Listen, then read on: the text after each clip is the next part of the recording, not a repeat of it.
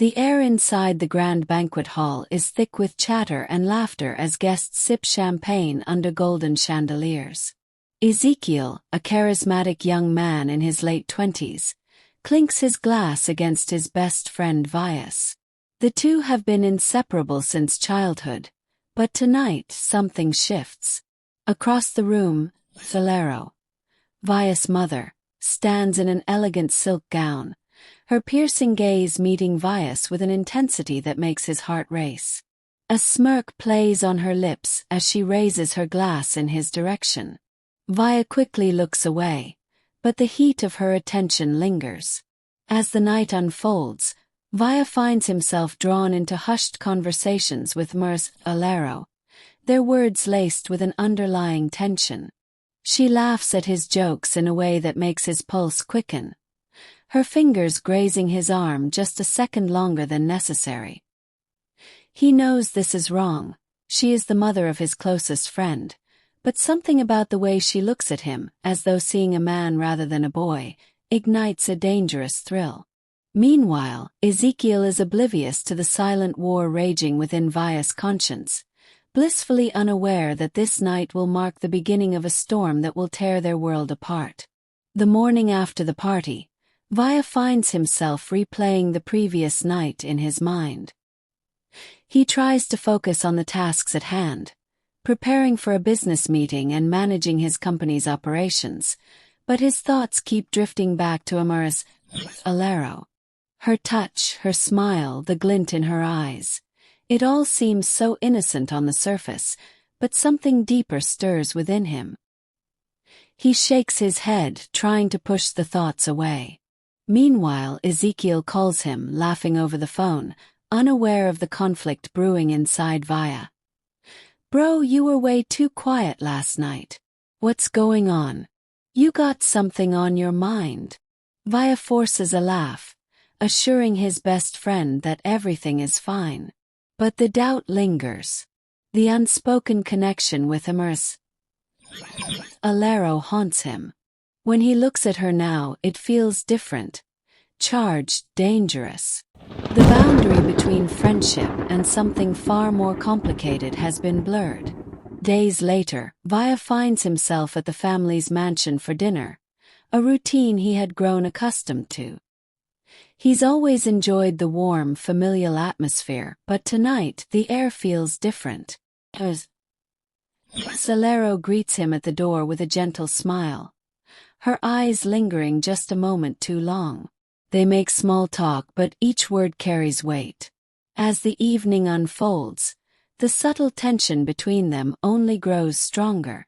During dinner, Via notices how Alero's gaze occasionally drifts to him, almost possessively. She catches him staring once, and a mischievous glint flickers in her eyes. The other guests, including Ezekiel, seem oblivious to the silent tension between the two. Via's unease intensifies, but he brushes it off as a figment of his imagination. Yet deep down he knows something is changing, and it feels like he's on the edge of a precipice. Weeks pass, and the tension between Via and Alero reaches its breaking point. One evening, while Via is working late at his apartment, he receives a call from Alero. Her voice is smooth, almost hypnotic. She invites him to dinner at her place.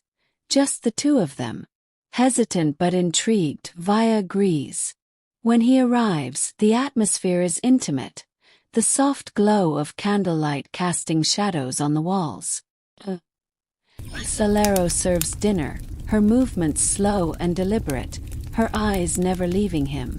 After a few glasses of wine, the conversation shifts to more personal matters. She speaks about her life, her struggles, and her regrets. Via listens, entranced by her words and her proximity. She leans closer, her fingers brushing his hand. The touch sends a jolt of electricity through his body. Before he knows it, the line between desire and morality has been crossed. Their kiss is slow, passionate, and filled with the weight of everything they've both been suppressing. It's a moment of pure desire, and for that brief second, Vaya forgets about the consequences. The next morning, Vaya wakes up in a cold sweat, his heart pounding in his chest. He feels a mix of guilt, confusion, and shame. What had happened between him and Alero was wrong on so many levels, but the memory of her touch lingers in his mind, making it impossible to push away. He knows he has betrayed Ezekiel, his best friend, and that thought alone is enough to make him sick to his stomach. Vaya calls in sick to work and spends the day in isolation, his mind spiraling with guilt. He tries to rationalize his actions, but the truth remains. He's crossed a line that can't be undone. As the day wears on, he wonders if he should confess to Ezekiel, but fear grips him. The consequences would be devastating. He's stuck in a web of his own making, and every move he makes only tightens the noose around him. Days later, Ezekiel arrives at Vaya's apartment unannounced. He's clearly upset, his face drawn and tense. "We need to talk," he says, his voice serious. Vaya's heart skips a beat as he realizes that the inevitable confrontation has arrived. Ezekiel wastes no time. "What's going on with you and my mom? I've been noticing things, little things. The way she looks at you, the way you've been acting around her." His eyes are full of confusion and hurt, and for the first time, Vaya feels truly cornered. He opens his mouth to speak, but no words come out. Ezekiel's frustration boils over. "Are you telling me you've been lying to me this whole time?" His voice cracks as the realization sinks in. "My own mother. How could you do this to me, Vaya?" The weight of his betrayal hits Vaya like a punch to the gut, but the guilt and shame keep him silent. He can't explain it, not in a way that would make sense. Scene 7, as Alero's manipulation. Alero is calm when Vaya confronts her later that night. She's not angry, not even surprised. Instead, she simply smiles, her eyes filled with an unsettling warmth. "You were never meant to be in this situation," she says softly, her voice like honey. "But now that you are, don't you see? It's fate.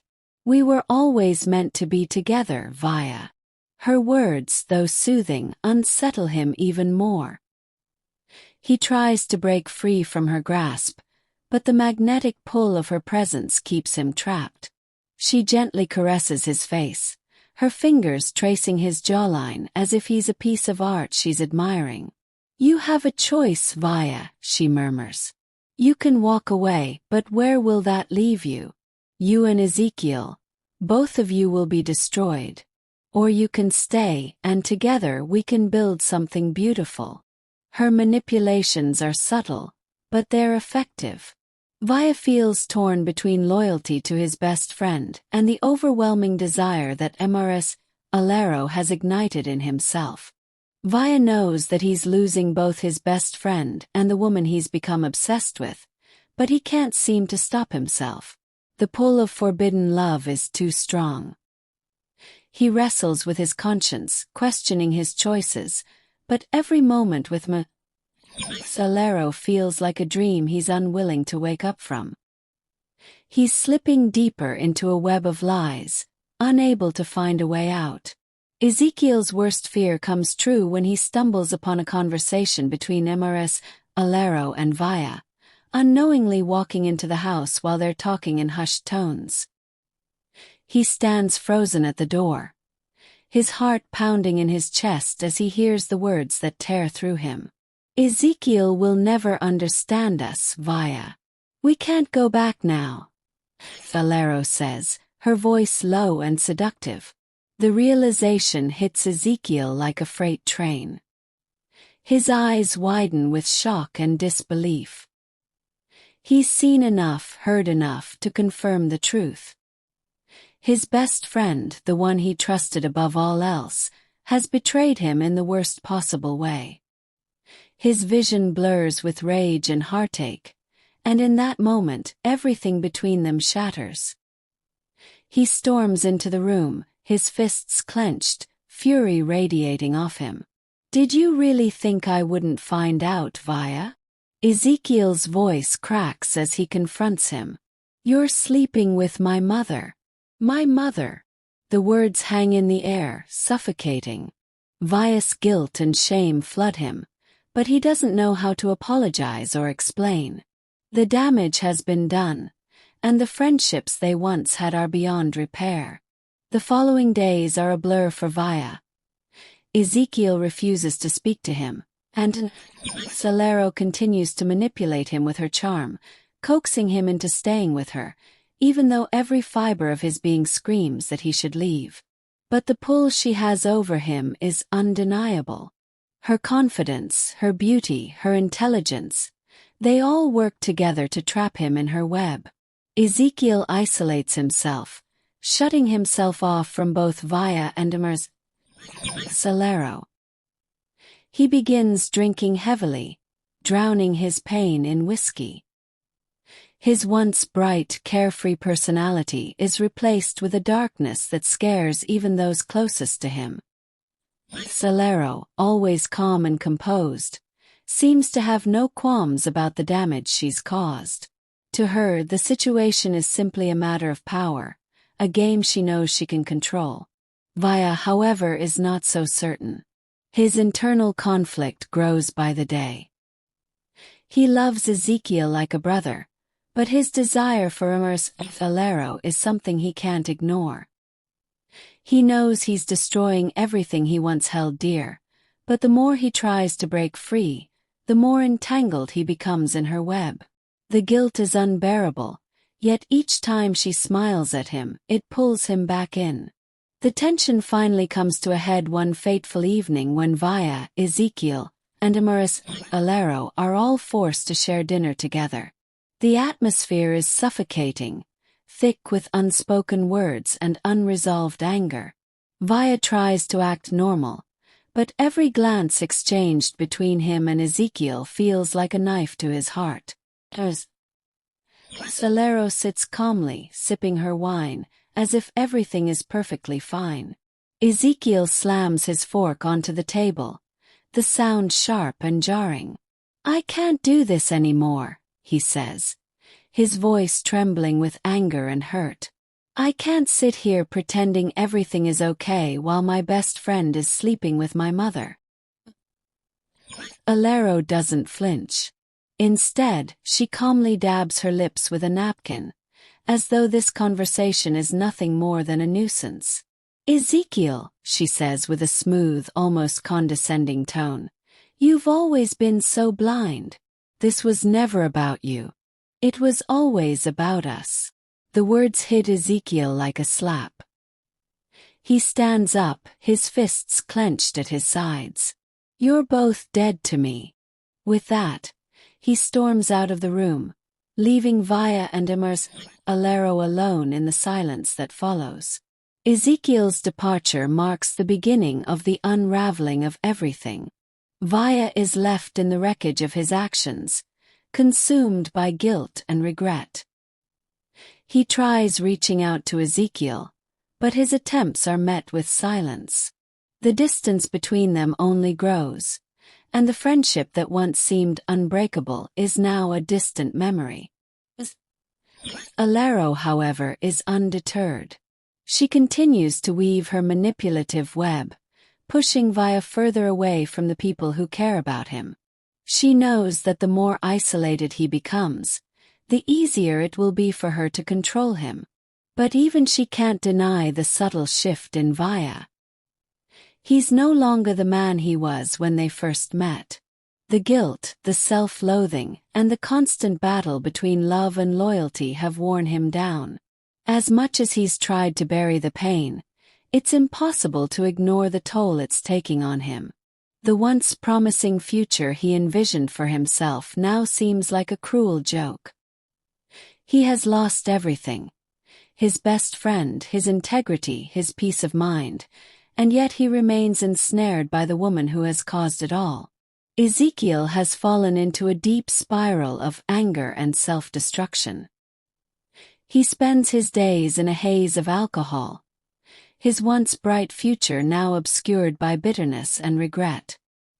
His business is suffering, his personal life is in shambles, and the people who cared about him have distanced themselves. One night, after a particularly hard drinking binge, he finds himself standing on the rooftop of his apartment building, looking down at the city below. The cool night air bites at his skin, but he doesn't feel it. He's numb. His phone rings, and he sees Vaya's name flashing on the screen. He answers with a shaky breath. "I can't fix this, Ezekiel." Vaya's voice cracks. "I've ruined everything. Please forgive me." Ezekiel's response is cold. "You're too late, Vaya. You've destroyed everything, and now you have to live with it." He hangs up, the weight of his words lingering in the air as he stands there, lost in his pain. Solero watches Vaya with an unsettling calmness. Her demeanor is cool, detached almost, as she observes the emotional wreckage left in the wake of their affair. She is aware that Vaya is spiraling, but in her eyes, this only strengthens her grip on him. She has manipulated him into believing that he has no one else to turn to. "Vaya, my love," she coos, a silkiness to her voice that hides the venom beneath. "You've lost everything, but you still have me. Don't let your foolish loyalty to Ezekiel ruin your chance at happiness." She takes a step closer, placing a hand on his arm, her fingers trailing up his sleeve. "He won't ever understand you like I do. I'm the only one who truly cares for you." Vaya, though clearly broken, hesitates. His eyes flicker with uncertainty as he looks at her, torn between the guilt that eats at him and the twisted affection he feels for her. She steps closer, her lips almost brushing his ear. "Stay with me, and together we can leave this all behind. We can have the life you've always dreamed of, without the burden of Ezekiel's judgment." But deep down, Vaya knows this is a lie, a manipulation. Still, he can't find the strength to break away. The illusion of control she offers is too tempting. Ezekiel can't hold his anger in any longer. His entire world feels like it's collapsing, and he's losing everything. His friend, his family, and his peace of mind. In a fit of rage, he bursts into Alero's mansion, ready to confront her once and for all. His fists are clenched, his body shaking with fury. Alero meets him with a calmness that only infuriates him more. "You don't get to come here and demand answers," she says coolly, as if she's in control of everything. "What I do with my life is none of your business." Ezekiel steps forward, his voice dangerously low. "This is my business. You destroyed my life. You stole my best friend, my family, everything." His eyes burn with raw emotion as he points toward Vaya, who stands nervously in the corner of the room. "And you're twisting him up like a puppet. I won't let you do that anymore." But Alero merely smiles, knowing that her influence over Vaya has already been cemented. "You've already lost him, Ezekiel. You might as well accept it." Vaya isolates himself even further. He's pushed away every other person who could offer him solace. His relationship with Alero, once intoxicating, now feels suffocating. She has manipulated him so thoroughly that he can no longer see the line between right and wrong. Every moment spent in her presence is a bitter reminder of his betrayal, yet he is too lost in the maze of her words and his own guilt to escape. His mind is a constant war zone. He knows that he has to choose between the man who was once his brother and the woman who has taken everything from him. But no matter how hard he tries to make sense of it, his feelings for Alero overpower his loyalty to Ezekiel. His heart beats for her, and yet with every passing day, he feels himself dying a little inside. The weight of his actions is too much to bear. In the quiet of his apartment, Vaya stares at his reflection in the mirror, seeing nothing but a broken man staring back at him. He realizes that he can't undo the damage he's caused, but he can no longer stay in the suffocating web Alero has woven around him. In an attempt to break free, Vaya makes a dangerous decision. He calls Ezekiel, trying to reach out one last time. The phone rings, and for a moment, he wonders if it's too late to fix things.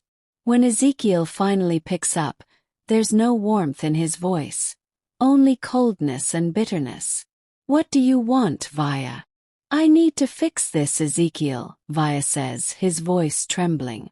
"I've messed everything up. I can't be with her anymore. I know I've destroyed our friendship, but I want to make things right." Ezekiel laughs bitterly. "You can't fix this. Done. You made your choice. You've lost me, Vaya, and you'll never get that back." The words hit Vaya like a punch to the gut. It's over. His world is irreparably shattered. But even in the depths of his despair, he feels something stir within him, a desire to fight for what little is left of his integrity. Vaya decides to confront Alero once and for all. He's spent months entangled in her web, but something inside him snaps. He walks into her mansion, his expression resolute. Alero greets him with the same smile she's always worn, but this time something is different. "I'm leaving," Vaya says, his voice firm.